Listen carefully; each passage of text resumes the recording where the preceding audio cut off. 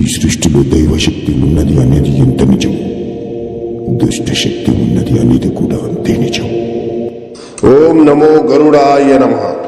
కపాల ఆత్మ వ్యాపార పరంగా కానీ కుటుంబ పరంగా కానీ మానసికంగా మిమ్మల్ని ఇబ్బంది పెట్టిన మీ శత్రువుల్ని అంతం చేయడానికి ఈ కపాల ఆత్మ క్షుద్ర పూజ అనేది నిర్వహించడం జరుగుతుంది.